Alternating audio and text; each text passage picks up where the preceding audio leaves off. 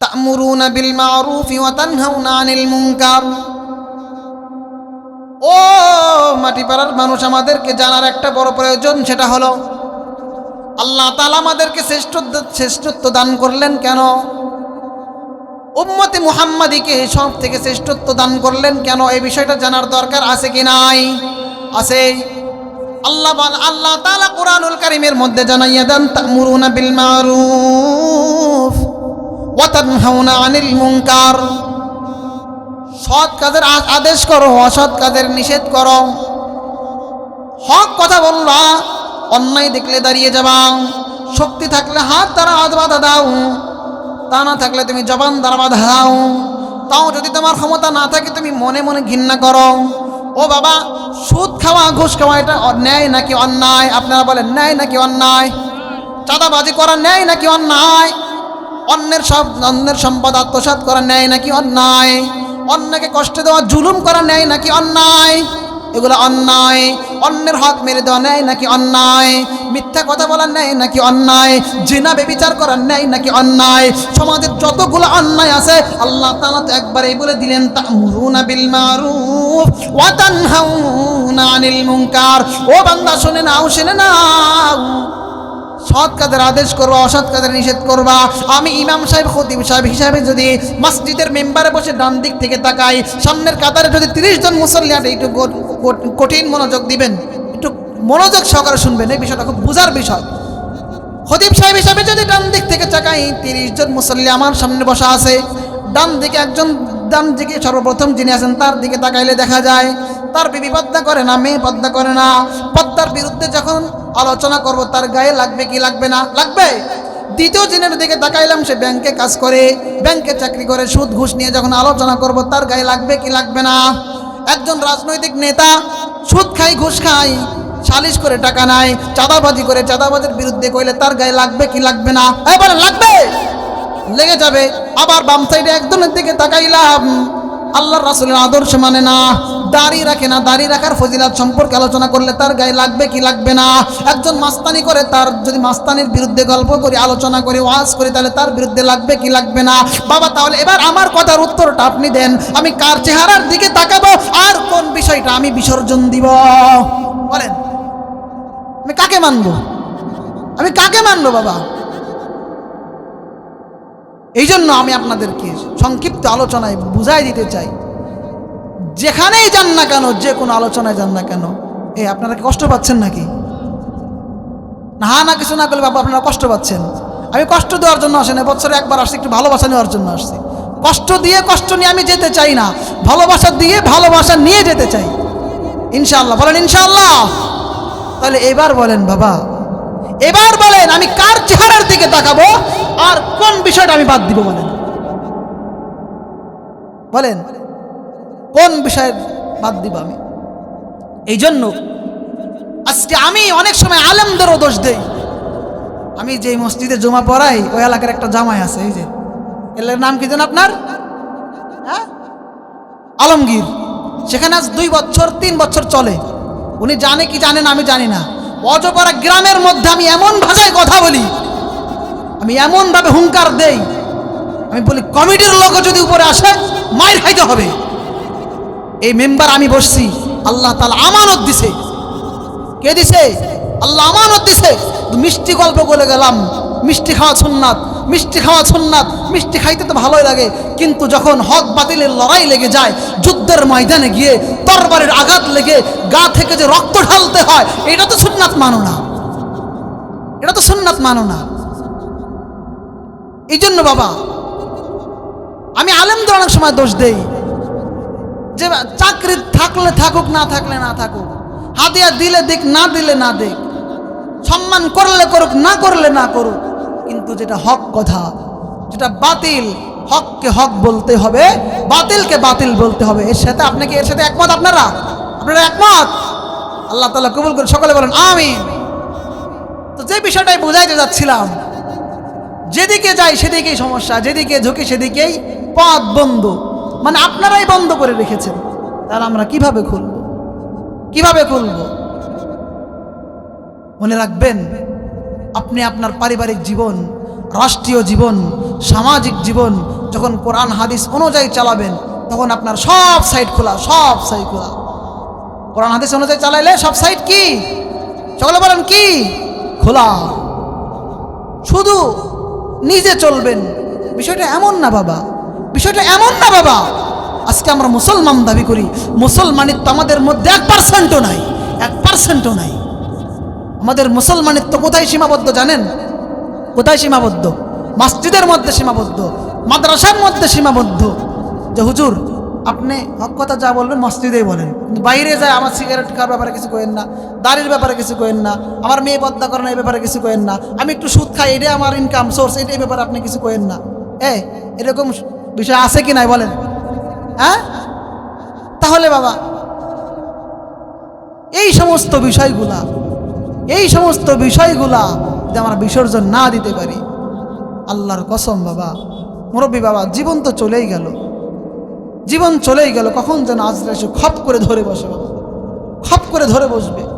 ইযা জাআ আজালুহুম লা ইস্তাখিরুনা সাআহ ওয়া লা ইস্তাকদিমুন।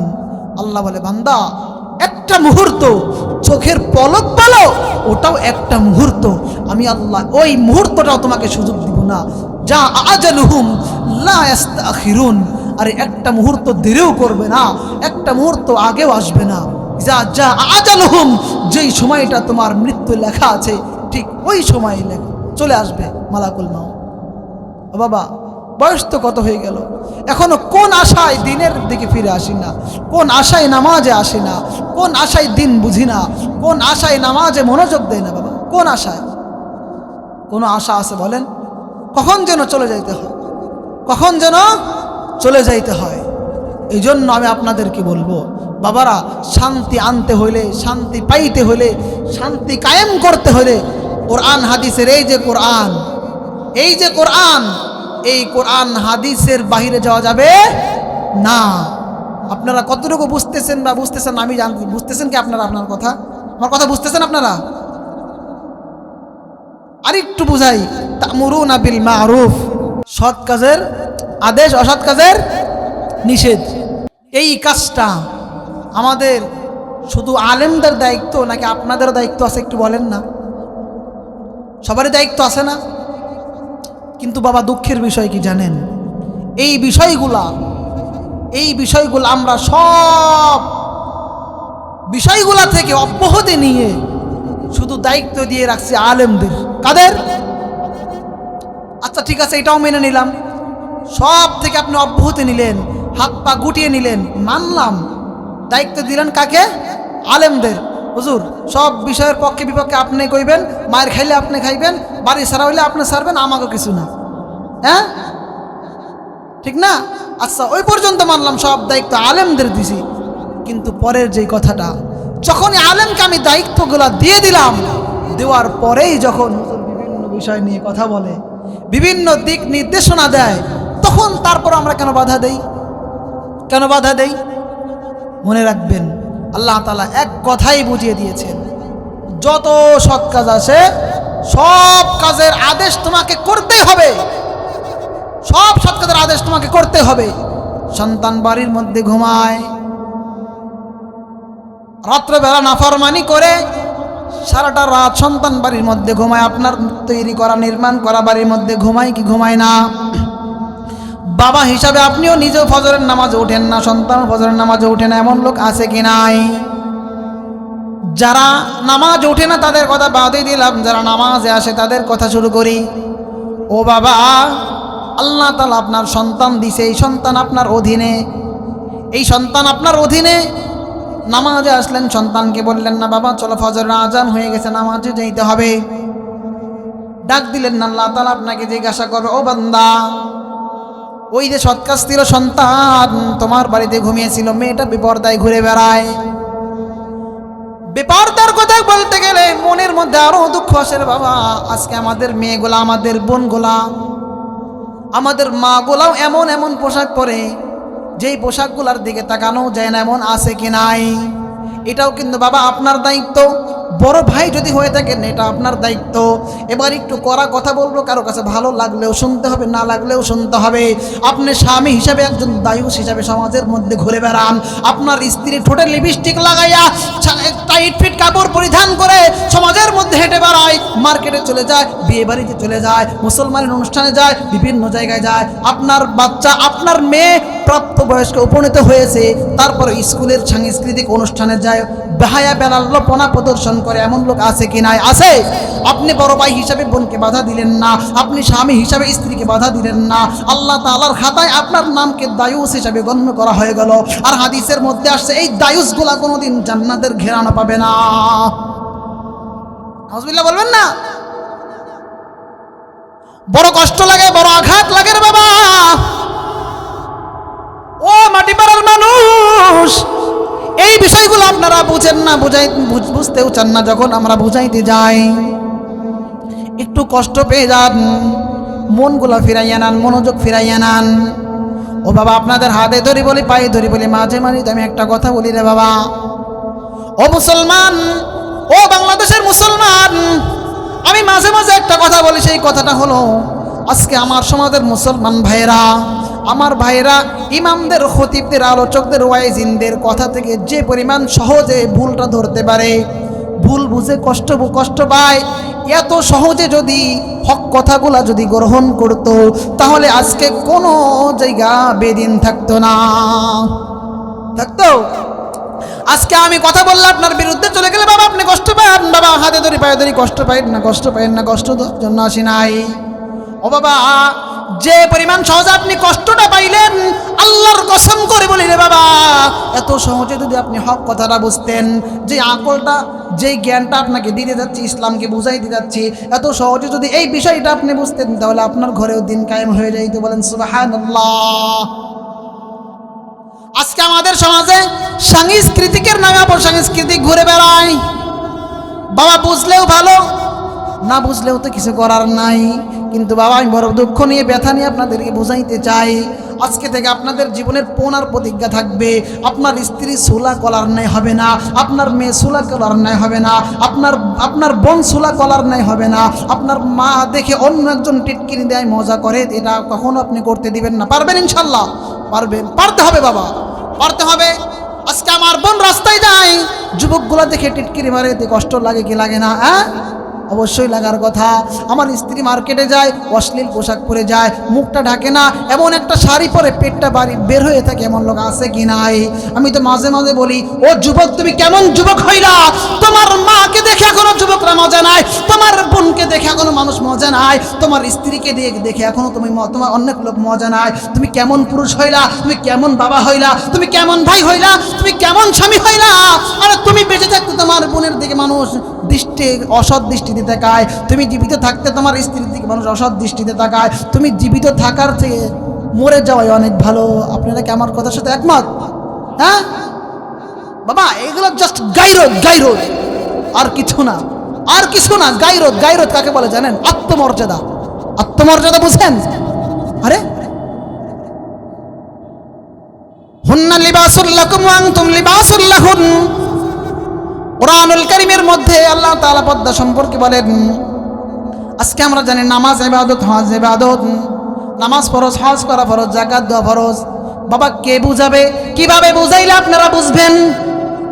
ও মাটিপাড়ার মানুষ, হাতে ধরে বলি, পায়ে ধরে বলি, আল্লাহর কসম, নামাজ যেমন ফরজ, হজ যেমন ফরজ, রোজা যেমন ফরজ, যাকাত যেমন ফরজ, এই পর্দাটাও ঠিক তেমনই ফরজ। কিন্তু আমরা কেন বুঝি না?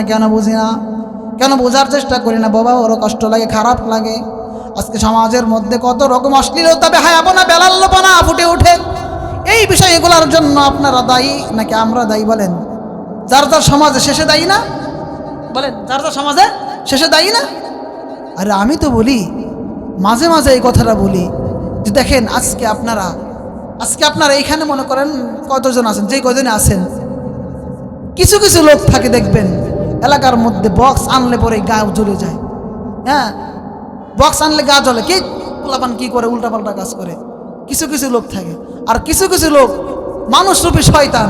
ওই শয়তানগুলা কি কয় জানেন? পোলাপান বয়স তো, এগুলা একটু করুক। এই ধরনের লোক আছে কি নাই বলেন? অভাব নাই। আরে বাবা, আমি আপনাদেরকে বুঝাইতে চাই, প্রতিটা লোক যদি বলে এটা আমার বাবার ভিটা, এই মাটিপাড়া গ্রামে আমার বাবার জন্ম, আমার দাদার জন্ম, আমার বাবা আছে, আমার ভাই আছে, আমার বন্ধু আছে, তাহলে আমি এখানে রোহিঙ্গা না, আমি ভেসে আসি নাই। আমার গায়ে এক ফোঁটা রক্ত থাকতে এই এলাকায় অন্যায় হইতে পারে না, ইফটিজিং হইতে পারে না, বেহায়াপনা বেলাল্লপনা হইতে পারে না। প্রতিটা মানুষের মন আর মস্তিষ্ক যদি এমন হইতো, তাহলে এবার বলেন এই মাটিপাড়া গ্রামের মধ্যে কি অন্যায় হইতো? বলেন, হইতো? কিন্তু সমস্যাটা, আমরা প্রত্যেকে যার যার গা বাঁচিয়ে চলি, আর যা করে করুক না, যা করে করুক না, আমার কি, শুধু শুধু ভেজালার মধ্যে জড়াবো কেন? বাবা, এমনও তো গ্রাম আমি দেখছি, লজ্জায় বলবো না, যে গ্রামের যুবকরা একদম গ্রামের মধ্যে বক্স সেট এনে সরকারি বিদ্যুৎ চুরি করে, কিছু নর্তকী, বাংলায় যাকে বলা হয় বেশ্যা মহিলা, ভাড়া করে এনে 200-500 টাকা এদেরকে দিয়ে নাচানাচি করায়, এমন গ্রামও আমাদের আশেপাশে আছে কি নাই বলেন?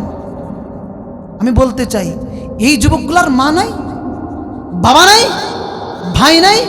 আচ্ছা বুঝলাম, বাবা ব্যর্থ, ভাই ব্যর্থ, মা ব্যর্থ, সবাই ব্যর্থ, কিন্তু এই এলাকার যারা নেতা থাকে বা বিভিন্ন সময় দায়িত্বশীল থাকে, এরাও নাই। কথা বলার সময় তো অনেক বড় বড় কথা, দায়িত্ব নেওয়ার সময় তো অনেক বড় বড় কথা, কিন্তু এই সমাজগুলা থেকে, এই বিষয়গুলা থেকে কেন আমরা বাধা দেই না? কেন বাধা দেই না?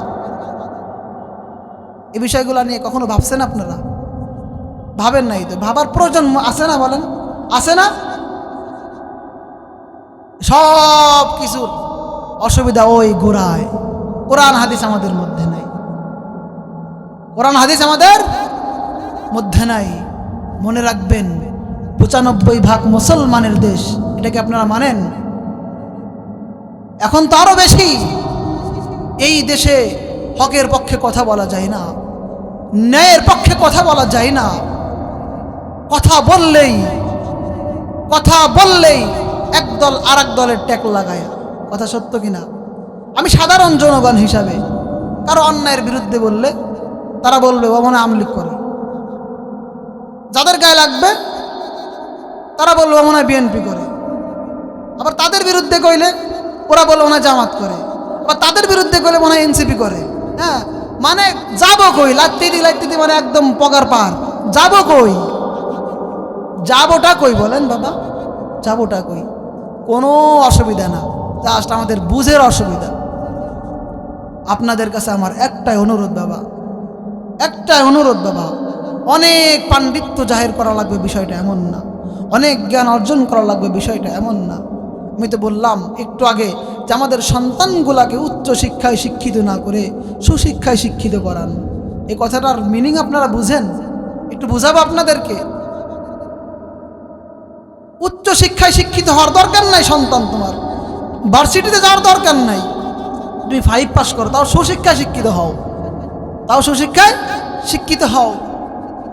সন্তানগুলা পড়ালেখা করে ঢাকার শহরে চলে যায়, বাহিরে যায়, ভালো টাকা পয়সা ইনকাম করে, বাবা মার খেদমত করে না, সমাজের দিকে তাকায় না, দাদা দাদির খেদমত করে না, নানা নানির খেদমত করে না। আছে কি নাই? এবং একটা জরিপে আমাদের দেখা গেছে, সবাই না আলহামদুলিল্লাহ, কিছু লোক খুবই ভালো, অধিকাংশ বেশি শিক্ষিত ভালো চাকরি যারাই পেয়ে যায় তারাই গাদ্দার হয়ে যায়। কি হয়ে যায়? গাদ্দার হয়ে যায়, নাস্তিক হয়ে যায়। গরিব বন্ধুকে বন্ধু বলে পরিচয় দেয় না, গরিব মাকে বাবাকে মা বাবা বলে পরিচয় দেয় না, গরিব ভাইকে ভাই বলে পরিচয় দেয় না। শহরে গেলে যখন ভাইয়ের বাসায় যায় তখন তাকে ভাই বলে পরিচয় দিতে লজ্জা বোধ করে। এমন লোক আছে কি নাই? অভাব নাই। এই জন্যই আমি বলি, প্রতিটা মুনাজাতেও আমি বলি, আল্লাহ উচ্চ শিক্ষায় শিক্ষিত না করে আমাদের সন্তানগুলোকে সুশিক্ষায় শিক্ষিত করেন। সুশিক্ষায় শিক্ষিত হলে আপাতত আমার সন্তান আমার বৃদ্ধ বয়সে বৃদ্ধাশ্রমে রেখে আসবে না, আমার বৃদ্ধ বয়সে তার স্ত্রীকে নিয়ে শহরের দালান কোঠায় উঠবে না, বৃদ্ধ বয়সে আমার সন্তান আমার খেদমত করা বাদে বিভিন্ন জায়গায় ঘুরে বেড়াবে না, কাজের লোক রেখে দিবে না। সন্তান যদি সুশিক্ষা শিক্ষিত হয় নিজে আসবে বাড়িতে, স্ত্রীকে নিয়ে আসবে বাবার খেদমতের জন্য, মায়ের খেদমতের জন্য। কথাটা কি আপনারা মানেন? তাহলে সন্তানগুলাকে উচ্চ শিক্ষায় শিক্ষিত না করে সুশিক্ষায় শিক্ষিত করব। এটা একটা কবিতার মতো মুখস্থ করবেন। যতদিন বেঁচে থাকবেন, সন্তান তুমি উচ্চ শিক্ষায় শিক্ষিত না হলেও শিক্ষিত হও, এটা তোমার কাছে আমার অনুরোধ। তুমি ভার্সিটিতে যাও, ভালো রেজাল্ট করো। এটা নাও করলে যতটুকু করো, মানুষ হিসেবে বেঁচে থাকতে হলে মনুষ্যত্ব অর্জন করতে হবে। আজকে আমাদের সমাজে অশান্তি বিরাজ করে, জুলুম, অন্যায়, এইগুলা একমাত্র মানুষের মধ্যে মনুষ্যত্ব নাই। মানুষের মধ্যে মনুষ্যত্ব নাই। মানুষের মধ্যে মনুষ্যত্ব না থাকার কারণে ভাই ভাইকে চিনে না, সন্তান বাবাকে চিনে না, ভাতিজা চাচাকে চিনে না, ভাগ্নে মামাকে চিনে না। যার যার স্বার্থের টানে শেষে ঘুরে কাকে কখন কি বলে, কার কোন ক্ষতি করে নিজেও ভাবে না, বুঝেও না। হয় না এমনটা? হয় না? অহরহ হচ্ছে বাবা। বাবা ঘুরে ফিরে কথা একটাই, বোঝার চেষ্টা করেন। কথা একটাই, কষ্ট দিতে আসি নাই, কষ্ট নিতে আসি নাই। ভালোবাসবো, ভালোবাসা নিব, সর্বোপরি বিদায় নিব। কথা একটাই বাবা, আপনারা সিরাতুল মুস্তাকিমের পথে আসেন, সঠিকটা বুঝেন, হকটা বুঝেন, ন্যায় বুঝেন, অন্যায় বুঝেন। বাবা আমি খতিব সাহেব, আমি ওয়াজিন বক্তা সাহেব, আপনার কবর আমি হিসাব দিতে পারবো? বলেন, হিসাব দিতে পারবো? যার যার কবরে শেষে যাবে না? যার যার কবরে তাড়াতাড়ি যাইতে হবে। তাহলে আখের আমাদের গুছাইতে হবে, আখের আমাদের গুছাইতে হবে।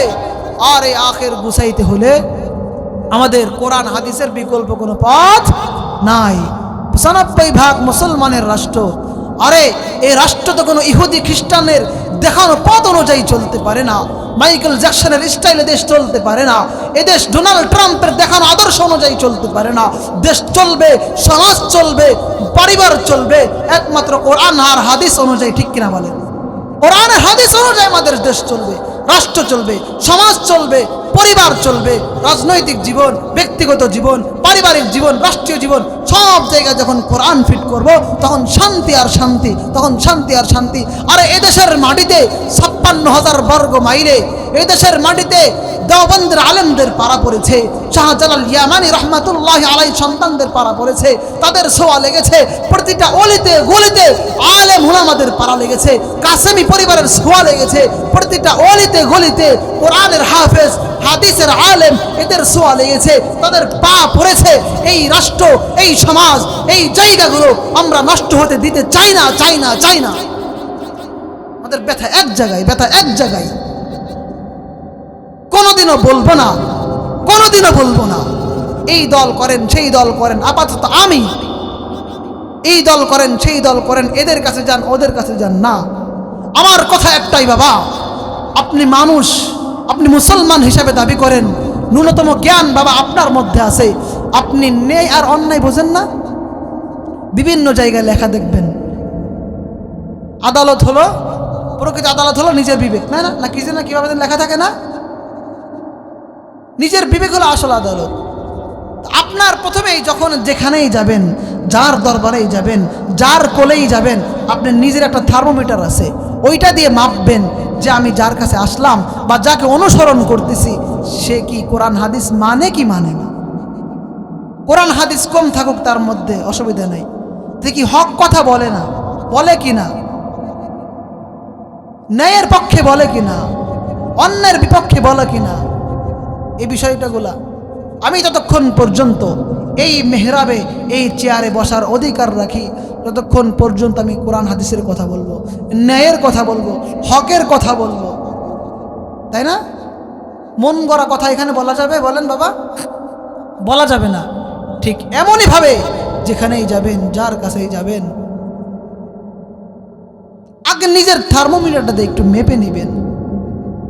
আমি এই সপ্তাহে জুমার আলোচনায় বলেছি, আল্লাহর কসম করে বলি বাবা, আমি এই মসজিদের মেহরাবে বসছি, আমি জানি না রিজিক আগামী সপ্তাহ রিজিক আছে কিনা আমি জানি না, কিন্তু মনে রাখবেন, কিন্তু মনে রাখবেন আপনারা, আমি কাদের পক্ষে বিপক্ষে বলবো না, কিন্তু যারা আল্লাহওয়ালা, কোরআন সুন্নাহ ধারণ করে, কোরআনওয়ালা হাদিসওয়ালা তাদের পক্ষে আমি বলবোই, কোনো দলের পক্ষে বলবো না, কোনো দলের বিপক্ষেও বলবো না। যেই লোকগুলা সুদ খায়, ঘুষ খায়, সালিশবাজ, চাপাবাজ, ফাপরবাজ, চাঁদাবাজ, এদের বিপক্ষে আমি বলবোই, তাদের চাকরি থাকুক আর না থাকুক। এই সপ্তাহ আমি বলেছি, বলার প্রয়োজন আছে কি নাই বলেন? অবশ্যই আছে। এই কথাগুলো আমার বলতে হবে। কারো পক্ষে ভোট চাই, কারো পক্ষে কারো দলের ছাপাই গায়, এটা না করলাম, এটা দরকারও নাই। কিন্তু কুল জাআল হক ওয়া যাহাকাল বাতিল, কুল জাআল হক ওয়া যাহাকাল বাতিল। মনে রাখবেন এই জায়গাটা কিন্তু অন্ধকার ছিল, অন্ধকার। বাবা আর সামান্য কয়েকটা মিনিট কথা বলে আমি গুনাহগার বিদায় নিব। আর সামান্য একটু আলোচনা করবো, একটু মনোযোগ সহকারে শুনবেন বাবারা। হাতে ধরি পায়ে ধরে বলি, আল্লাহ তাআলা কালামুল্লাহর মধ্যে বলেন কুল জাআল হক ওয়া যাহাকাল বাতিল। যখন হক আসে তখন বাতিল দুর্বৃত হয়ে যায়। যখন হক আসে তখন আপনি একটু বলেন বাতিল চলে যায়, দুর্বৃত হয়ে যায়। একটা উদাহরণ দিয়ে বুঝাই বাবা আপনাদেরকে। বুঝতে চান কি চান না? চান, বুঝতে চান? একটা উদাহরণ দিয়ে বুঝাই বাবা। এই মাঠটা একটা অন্ধকার একটা মাঠ ছিল, ছিল কি ছিল না?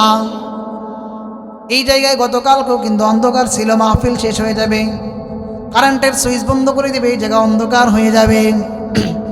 অন্ধকার দূর করার জন্য আপনার যুদ্ধ করা লাগে নাই? যুদ্ধ করা লাগছে নাকি? বলেন, তরবারি নিয়ে আসতে হয়েছে নাকি?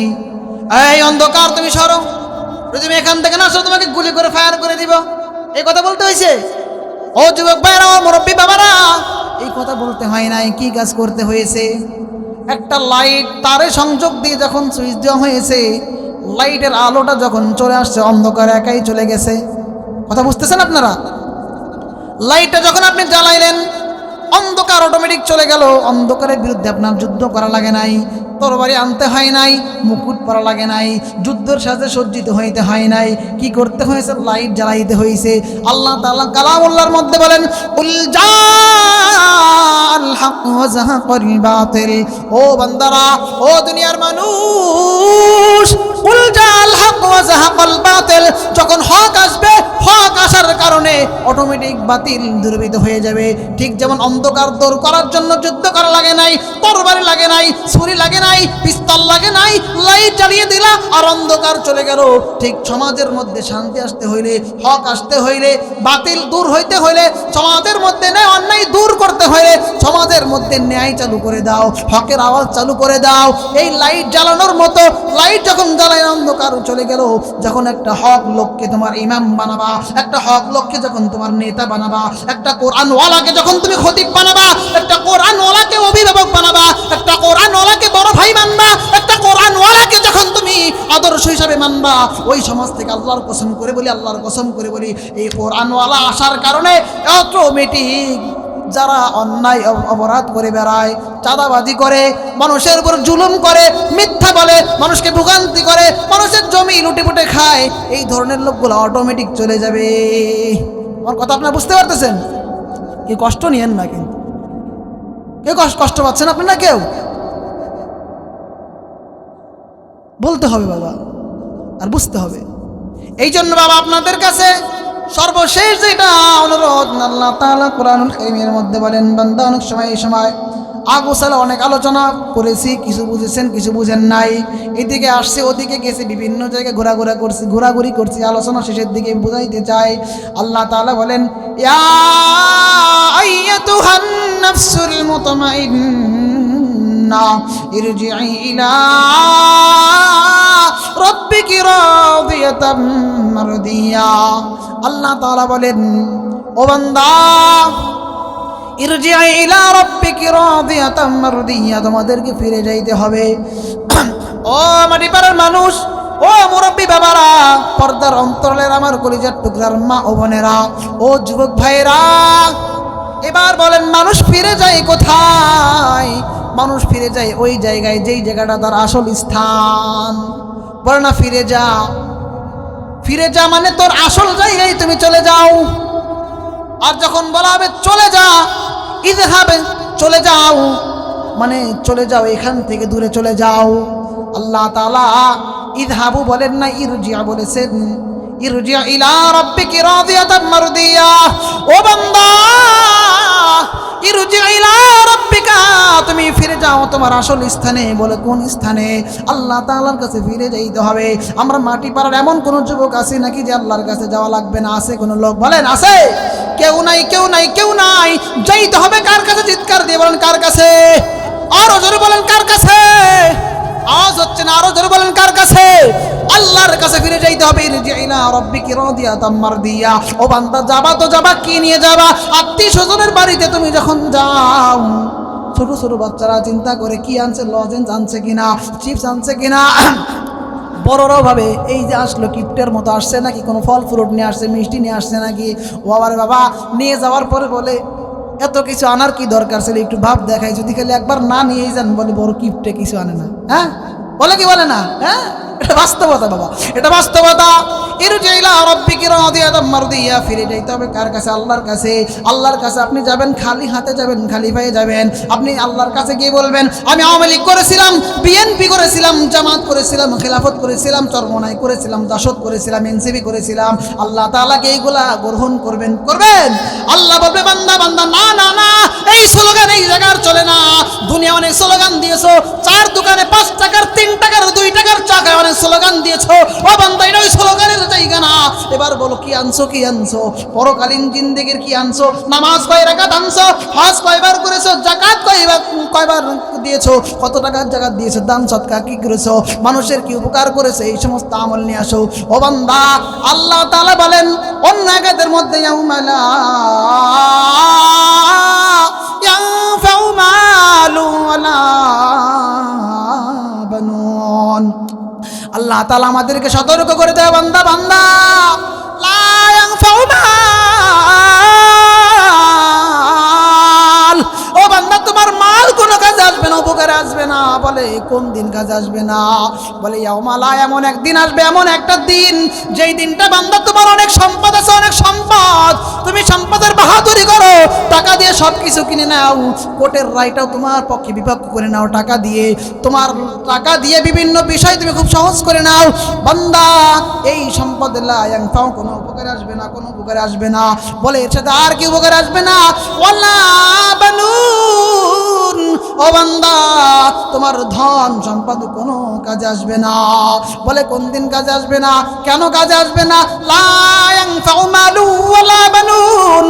ওই দিনটা কঠিন ময়দানে যখন ছেলে বাবাকে চিনবে না, বাবা সন্তানকে চিনবে না, মা সন্তানকে চিনবে না, সন্তান মাকে চিনবে না, একটা নেকির জন্য চিৎকার করতে থাকবে। কিয়ামতের ময়দান কায়েম হয়ে যাবে। আরশের আজিমে আল্লাহ তাআলা বসে যাবেন, বিচারকের চেয়ার আল্লাহ তাআলা বসে যাবেন, শুরু হয়েছে তাপ দেওয়া শুরু করবে। ওই কঠিন ময়দানে সন্তান বাবাকে চিনবে না। আজকে তো বন্ধুর কাছে দৌড়াইয়া যাও, গভীর রজনীতে বিপদে পড়লে বন্ধুকে ফোন লাগাও, বন্ধু বিপদে পড়ে গেছি গা, দ্রুত চলে আসো। বাবাকে ফোন লাগাও, দাদাকে ফোন লাগাও, মাকে ফোন লাগাও, বাবাকে ফোন লাগাও। আরে ওইটা এমন একটা মুহূর্ত, এমন একটা মুহূর্ত বান্দা, আল্লাহর কসম, আল্লাহর কসম, ওই সময়টা কোনো কিছু কাজে আসবে না। বলে কাজে আসবেটা কি? মধ্যে বলেন লা ইয়ানফাউ মালু ওয়ালা বানুন, সম্পদে কাজে আসবে না, সন্তান কাজে আসবে না। দ্বিতীয় আয়াতের মধ্যে আল্লাহ তাআলা বলেন ইল্লা মান আতাল্লাহ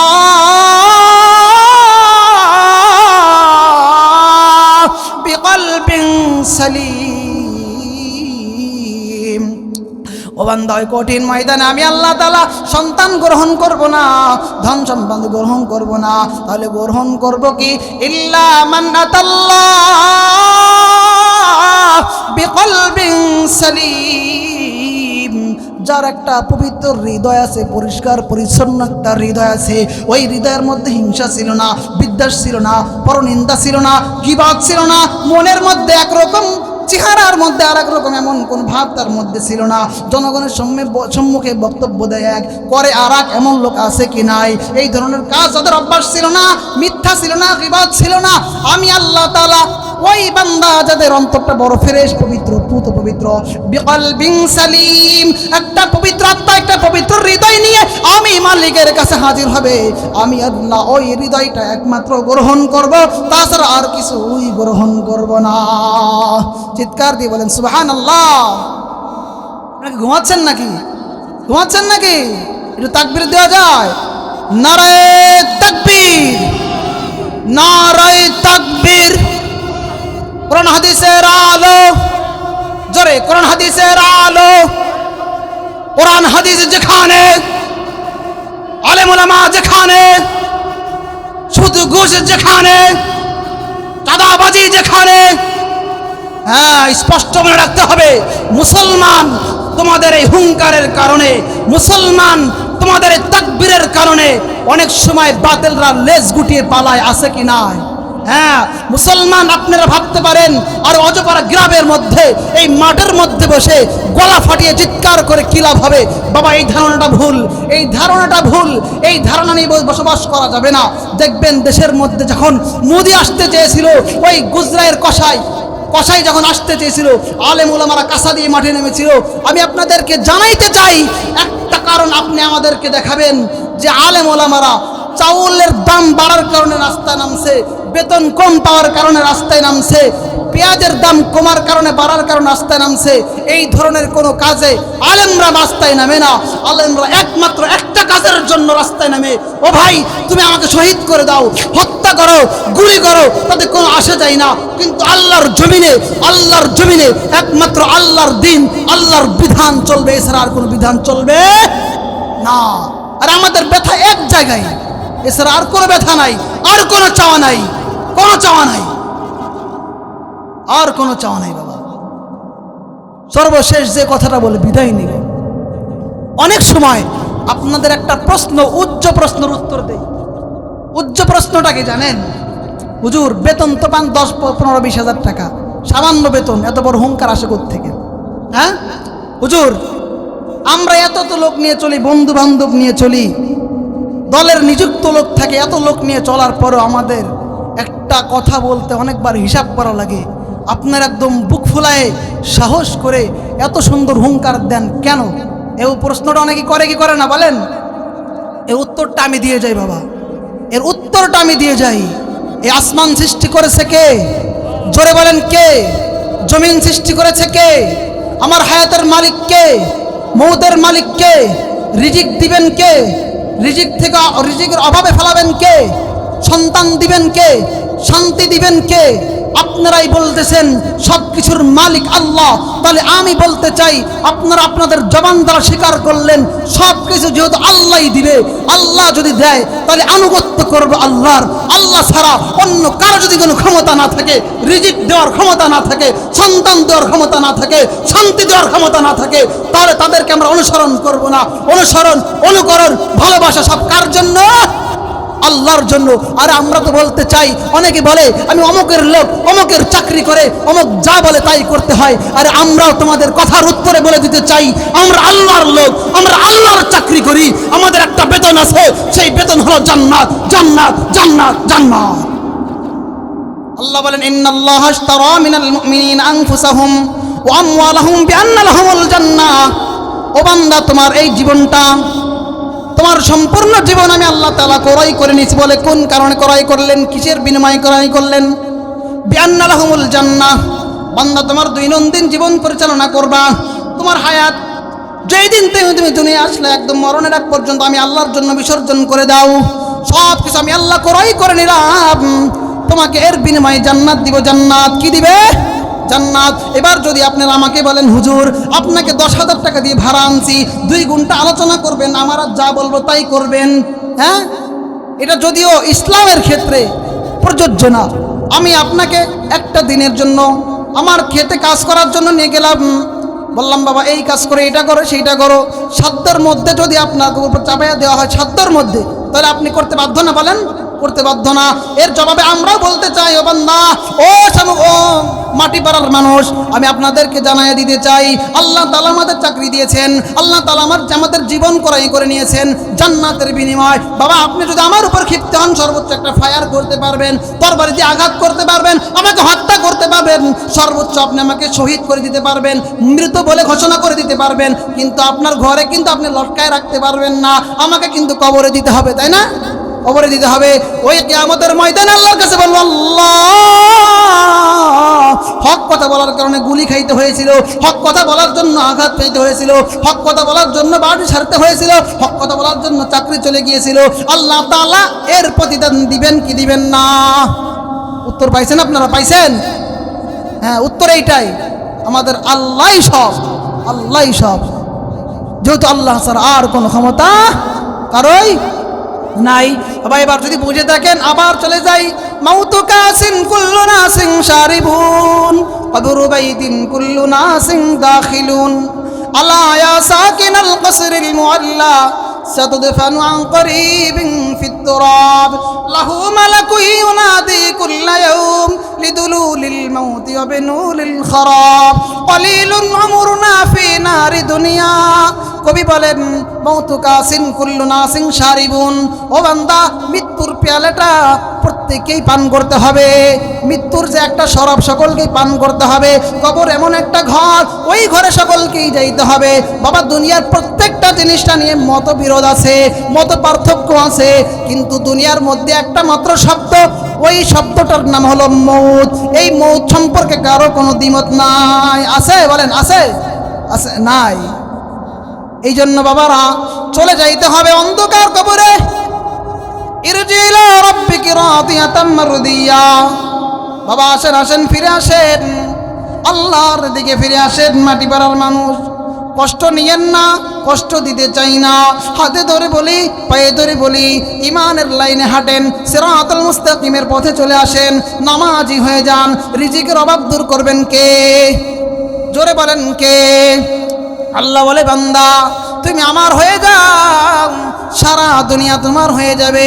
মাটি পাড়ার মানুষ জিকির নিয়ে আলোচনা শুরু করেছিলাম, সব কিছু আল্লাহ বিযিকিরিল্লাহি তাতমাইন্নুল কুলুব, জিকির করার দ্বারা আল্লাহ তাআলা অন্তর শান্তি দেন। কে শান্তি দেন? আরো জোরে বলেন কে?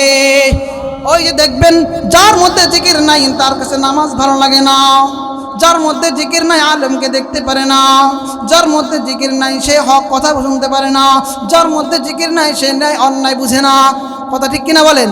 এই জন্য আপনি আমার, আপনার আর আমার জিন্দেগিতে জিকির ফিট করতে হবে। বলে জিকির কোন তরিকায় করব, কিভাবে করব? আল্লাহ তাআলার প্রতিটা ইবাদত যখন যেভাবে করার দরকার ওভাবে করাকেই জিকির বলে। নামাজ হলো সব থেকে বড় জিকির।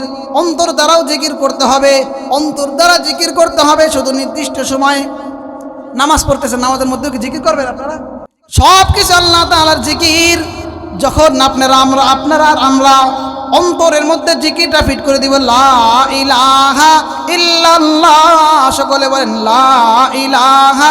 জিকিরের স্বাদ অন্তরের মধ্যে আনতে হবে, লা ইলাহা ইল্লাল্লাহ। বান্দা ওই যে শুরুতে বলে আলা বিযিকিরিল্লাহি তাতমাইন্নুল কুলুব, যা কিছু করো না কেন অন্তরের মধ্যে শান্তি আনবে আল্লাহ তাআলার জিকির দ্বারা। কিসের দ্বারা? तेरे सिवा माबूद हकीकी कोई नहीं है, कोई नहीं। अल्लाह सारा आसल माबूद আর কেউ আছে কি নাই? तेरे सिवा मौजूद हकीकी কেউ कोई नहीं है, कोई नहीं। আল্লাহ থাকবে আর সব কিছু ধ্বংস হয়ে যাবে। यादू में तेरे सबको भुला दो, कोई न मुझको याद रहे। सब खुशियों को आग लगा दो, खाने दिल आबाद रहे। अब तो रहे बस ताद में आखिर विर्द जुबा, आई मेरे इलाह ला इलाहा इल्लल्लाह, ला इलाहा इल्लल्लाह, ला इलाहा इल्लल्लाहु मुहम्मदुर রাসূলুল্লাহ সাল্লাল্লাহু আলাইহি ওয়াসাল্লাম। জিকির করবো তো আমরা ইনশাআল্লাহ। কারা কারা করবো? হাত উঠান দিতে।